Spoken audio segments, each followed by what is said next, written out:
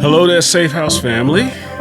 We're back again, going into our series on transitions. And my wife looks like a deer in the headlights. I know, sorry. I'm still trying to get myself together. I'm transitioning from work, so yeah, don't worry about it. I'm good. I'm good. As soon as I said hello, our eyes got all big. And it's like, I'm still, to be quite honest, I'm still adjusting to this. This is a completely different platform for me. So he's right. So if I'm looking like a deer in headlights, it's because I'm still adjusting. So yeah, sorry. We just got to get on out there, though. We got to get on out there. Say, we out here now. Got to do what the Lord said. Exactly. The Lord said. Transitions. So how's this been going for you? How have you been feeling about transitions now that we're in transitions? It's been fun, but it's also been very challenging. There have been some places where it's been uncomfortable, but, I definitely feel the stretch. I feel like God is really stretching us in our marriage, in these different spaces to say, okay, it's time to grow. Yeah. It's like, to me, It's like stretching is just growing in a different way. And so, like I said, even after being married for 29 years, God is still saying to us, there's still some room to grow.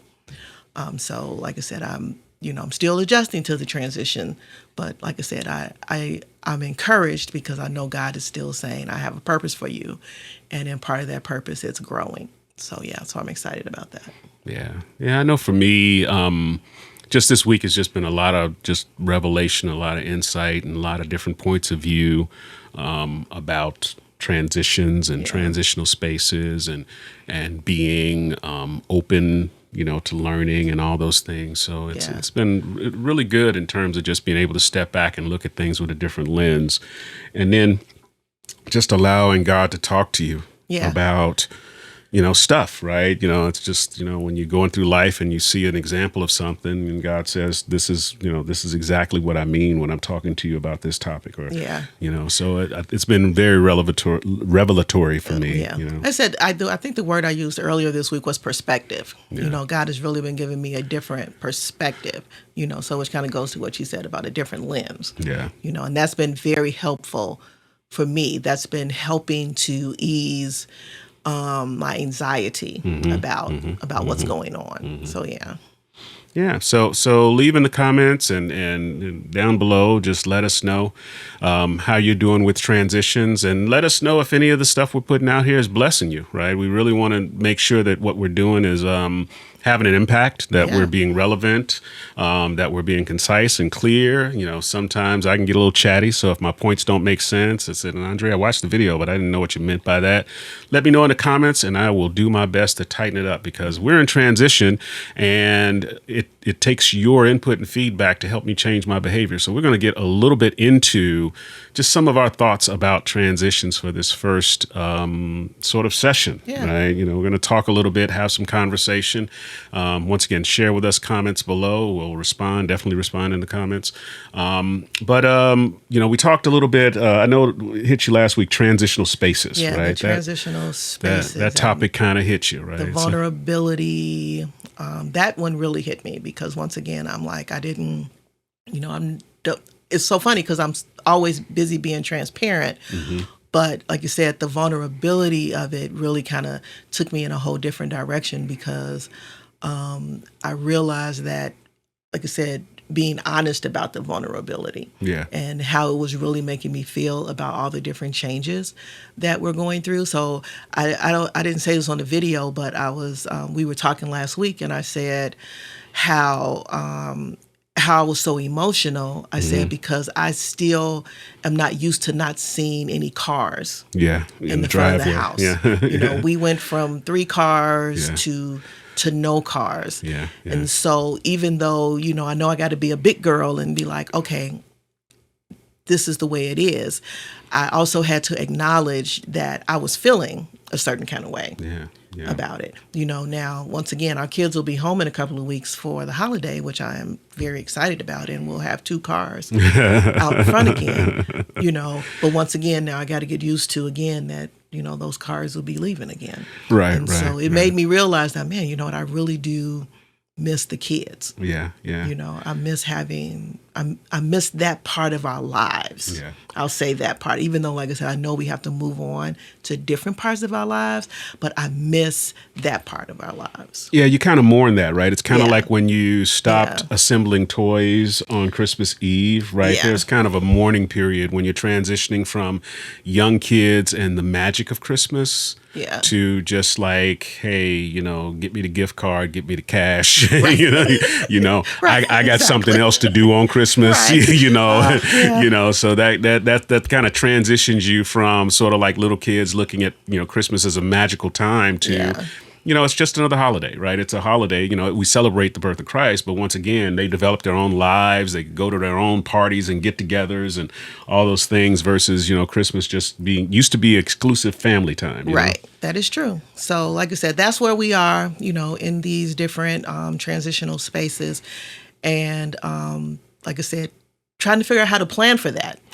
Yeah. Because it's, you don't know how to, I don't know how to really plan for it. Yeah. Well, I prefer not to plan for it, but so I'm gonna those of you that watch some of my lives this week, I kind of am into security and I'm a little paranoid when it comes to security and protection and things like that. And thank God my wife is still with me because she, I'm always looking at like something's gonna happen. But I inherited that from my mother, Lizzie Allen, God rest her soul.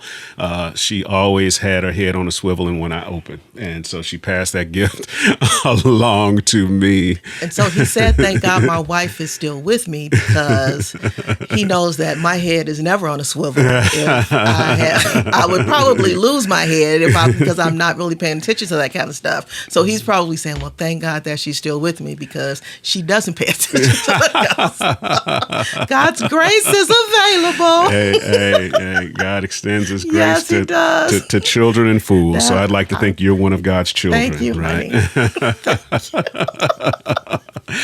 So no, so what? How do you plan? And transitions. What's funny is transitions can hit us by surprise, or they hit us by surprise because we didn't see it coming, even though it was coming, right? And so, once again, we'll parallel this to my whole sense of security. And I talked about transitional spaces. And, a transitional space is when you go to the garage to get ready to leave in the morning, right? Or a transitional space is when you're at the grocery store and you're getting ready to go from the grocery store to the car. Or a transitional space, maybe when you're visiting a friend and you're coming out the house and you're walking from the house to the car. Those are all transitional spaces. And you're vulnerable, right? Because what did we mention last week? That you're focused on where you are, where you want to go, right? Your path between the two places, and then what resources you're going to need along the way, right?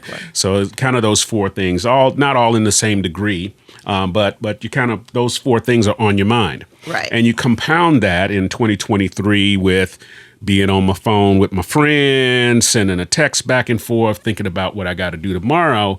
And then we got this whole environment around us that's still happening. Yeah. And it's happening and it's occurring. And unfortunately, we know the enemy, bad actors, criminals, they look for these opportunities. Yeah. And so when you're planning, you want to make sure that you're planning in a sense that, okay, rather than me just thinking about getting to the car and doing it's like, okay, there's an event. There's an actual vulnerable space between me leaving out of this safe place and going to my car. Yeah. So now I have to plan and think about, okay, how do I make sure that I have my, simple things. I have my keys in my hand. I get into the car and I lock the doors. I immediately start up and go. If I'm coming out of a garage, do I make sure all of my things are in the garage so that I open the door, pull the car out, close the door, and leave? When I'm at the grocery store, right? I'm tired just talking about it. Yeah. That's a lot. It's a lot, right? It's a lot. But once again, now you have a purpose because once again, the overriding purpose here is safety. Yeah. Right. We're in an environment that, we want to be safe. We desire to be safe.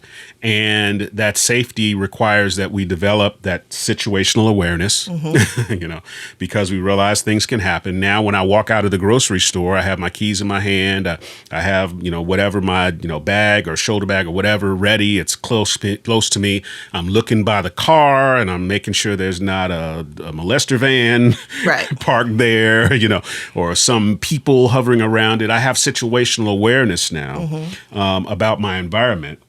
So that I can start to plan that transition. Yeah.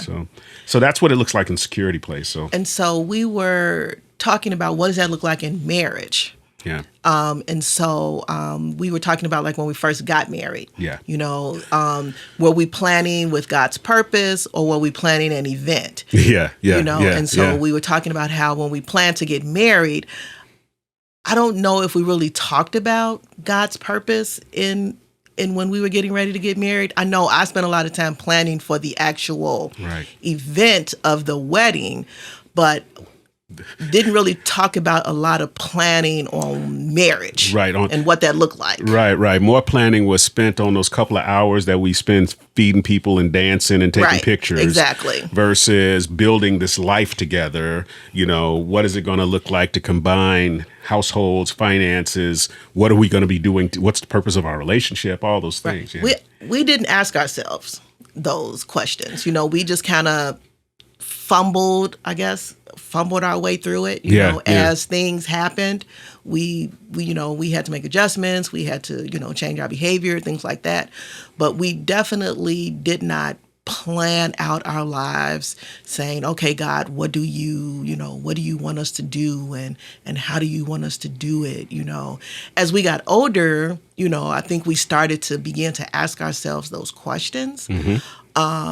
But like I said, when we first got married, we definitely were not asking those questions. And so, like I said, here we are now at year 29. We've been asking ourselves this question prior to year 29. Yeah. But like I said, now whenever we get ready to go through any level of transition, that's one of the first questions we now ask. Yeah. Say, okay, God, what's your purpose in this? Why are we doing this? Right. Should we think about moving? Should we think about new careers or whatever that is? God, is this your purpose? Absolutely. Instead of just letting other things attract us to what we think we might want to do, we have to start with the conversation of, okay, what's the purpose? And not just the purpose for me, Lana, but I have to ask about the purpose for me and Andre, for us together, because the Bible says that the purpose of marriage is, God says, now the two shall become one. So whatever we're getting ready to do, it has to be the purpose for both of us. Yeah. So whatever it looks like for me, it has to be okay for you. Whatever it looks like for you, it has to be okay for me. Yeah. And so, like I said, we now start asking ourselves those types of questions about any of the decisions that we're getting ready to make. Yeah, and the important thing that you brought up is God's purpose. I think it was a preacher that we heard a couple of weeks ago that there's a scripture that talks about how God will give you the desires of your heart. Yeah. Right? But he also said God will also tell you what to desire. Exactly. Right? Exactly. It's not just about what we want and the things we desire sort of carnally, but if we're connected to God and God's purpose, our desires start to become, his desires take over our desires. Absolutely. And so his desires become the desires of our heart. And then we start to plan around And those then we desires. start to plan around those desires. Yeah. And so you got to ask you, like you said, once again, it comes back to communication and really being able to have those conversations with your spouse. So then when we look at that, to me, you have to start to plan changing your behavior, right? So you can talk about purpose and things we're going to do, and these are great things to discuss. What does that really look like when we start to really alter our behavior, right? Yeah. So to me, thinking about just the security example, the sort of world example, I now have to be thoughtful when I'm entering and leaving spaces, right? Yeah. I now have to have the awareness in my mind that, wait, transitional spaces are a thing. Yeah, it's a real thing. It's a thing, right? Yeah. It's an absolute. So now it's not just me going to the car. It's not just me getting ready to go someplace. This is a thing, Yeah. right? And it's a place of vulnerability, Yeah. right? So now I have to change my behavior so that I account for the vulnerabilities that I could encounter in this environment. Yeah. So then how do you think that may look spiritually? I think spiritually, once again, it's you looking on the inside and saying, okay, like I said, because I always feel like God's going to put you in those uncomfortable spaces Yeah, anyway. yeah, yeah. And so you got to realize that, because sometimes when we get uncomfortable, we want to blame it on the devil. We do. That's we the do. first thing. Oh, well, it must be Satan. I rebuke you in the name of Jesus. That's Right. just what we go to, instead of just saying, you know what, wait a minute, let me step back and say, okay, I don't know why we don't think that God would want to like change some of our behaviors. Absolutely. That he's saying, okay, you know what, I need you to correct this. Why? Because I'm trying to take you someplace else. Yeah. Because once again, and that someplace else is a transitional space. Yeah. But because we feel so uncomfortable in it, it's hard. Some of us don't make it because we just kind of, I'm gonna be honest. Listen, this is me doing this right here. Oh my God, this is She was made for the camera. She uncomfortable was made for she was me. made for it. She was made for it. But I also recognize that God is saying, listen, you got to be able to talk to married couples. You can't, it's not just going to be face to face and things like that. So I have to be okay with being in front of a camera, using my phone, going live on Facebook or Instagram or whatever, which is something that I very rarely do. But I'm like, God is like, listen, you got to get out there. Yeah. And so once again, it goes back to, like you said, planning my behavior. Yeah. So yeah. it's like what we're doing now. Now we got to plan, and we got to say, okay, on Tuesdays or Wednesdays, we're going to sit down, we're going to come up with content. Yeah. If God gives me a nugget, while I'm at school, I got to write it down on a Post-it note and say, okay, now I got to go live when I get in my car so I can remember to say it, because I'm going to forget if I don't, So once again, it's me recognizing that, like you said, planning my behavior says, okay, I might even have to get a calendar. Yeah. Because I can't do things the way that I used to do them. Yeah, I just can't do it. So then couples in transition, just think about it right now. If you're in a transitional space, maybe you're experiencing having to care for a relative, right? Yeah. We've all had to care. So now you have to change your behavior so that care is part of your package, right? So that, okay, yeah, it's work and school, but now I have to accommodate doctor's appointments and we've had to do that. Unexpected illnesses. When our parents get older, they get a little bit more fragile, right? Yeah. And so there may be times where you didn't expect to go to the doctor. They need to get, or they're not breathing right, and we need to do something immediately. So being able to create that behavior change so that now I'm flexible, right? And that requires I notify folks around me that are depending on me. Hey, I have a situation at home that could change, right? All those are the behavior changes now that I have to put in place, recognizing I'm in a different situation. Even if we're going through a situation where our financial picture has changed. That means behavior means that our spending habits have to change. Some of the things that we do for recreation, some of the decisions we used to make on the fly now have to be discussions. Right. And so to that point, like I said, I think even planning can be a struggle for couples, because like you said, if I'm used to doing everything on the fly, and now something's happened where now I'm like, okay, now I have to plan for it. And like, I can struggle with that because I'm like, well, we never had to do that before. We could just kind of go whenever we felt like it. It's like, well, now we can't. So now, like you said, if we really want to do something, we literally have to plan for it. Yeah. So, the older we've gotten, I'm just going to put it out there because we've grown. We've had to plan some intimate moments. Right. I'm busy, he busy, it's like, okay, can you pencil me in right. on Saturday morning, this means we're not answering phones, we're not, we're literally, we have to say this to each other. Right. And I remember when I said it to you the first time, you were like, we ain't got a plan now. We should just be able to get it on when we want to. I'm like, okay, that's not working for us, clearly, because it ain't happening, right? It's like all the spontaneity is gone, right? And let's get real, right? The transition in life. This is planning around your transition, right? Planning and changing your behavior. Stuff don't switch on and off like it used to, right? And at a certain age, it was instant. You flick the switch on, the light comes on, and everything's ready to go. 50 plus, You got to jiggle that switch a little bit, a few more times. Yeah. You may have to take some medicine to get that light to come. You may have to do. Listen, you might have to take a nap. That's right. What I have to do. You may have to take a nap, to cut the switch on, right? And so now you're in a different place, and one can't be offended, one can't feel rejected. You Exactly. can't because now we're changing behavior because we're in this transitional space, right? But the goal is, once again, we want to love each other. We want to be close. We want to be intimate. We don't want to lose sight of that. Yeah. And once again, it goes back to the reason why that's such a vulnerable space is because we don't always want to share that's what's happening to us. We just like, okay, well, I'm going to try to play this off. Right. I'm going to, make it, I'm going to fight my way through it. I don't feel like it, but I'm going to fight my way through it instead of just saying, hey, you know what? I can't continue with this behavior. Yeah.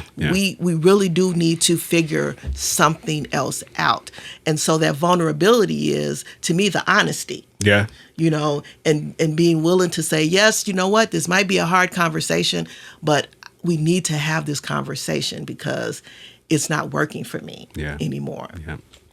So then, the final thing really then is it's, planning for the adjustments, right? So now that we understand there's behavioral change, really there's a couple of types of adjustments that we, sort of have to plan for. There are the adjustments that we're making just to change our behavior.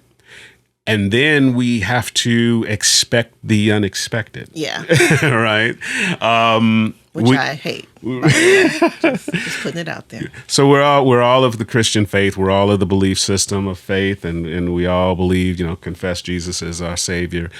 And so we all know, based on belief, that when we are walking in God's plan, Satan's assigned job is to knock you off your square. Right. So when you're walking in God's purpose, he's going to come, right? It's going to happen. And so the worst place you can be is if the enemy does his job and knocks you off yours. Yeah. So That's to me, now you have to be in a place to say, okay, have some if-then conversations. Yeah. If this happens, then what do we do? Yeah. If something doesn't come through, if something doesn't happen the way we expected, we know we're still in God's purpose, but these things have happened. We saw evidence of that in the Bible, right? And many that whether it's Abraham and Sarah or the children of Israel as they were making their way through the desert, right? Unexpected things will come along, right? Just because they're unexpected doesn't mean that they were unexpected for God.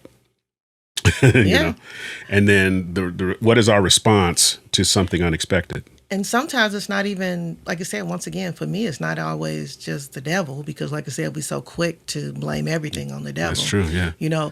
God will adjust plans. Yes, he will. Yes. And so we got to be okay with, because once again, we think, okay, God said, hey, we can go to point A, but then God will be like, okay, yeah, you going to point A, but you start at point C, and then I'm going to take you to D, and then we're going to cut back around to B, and then we're finally going to get to A.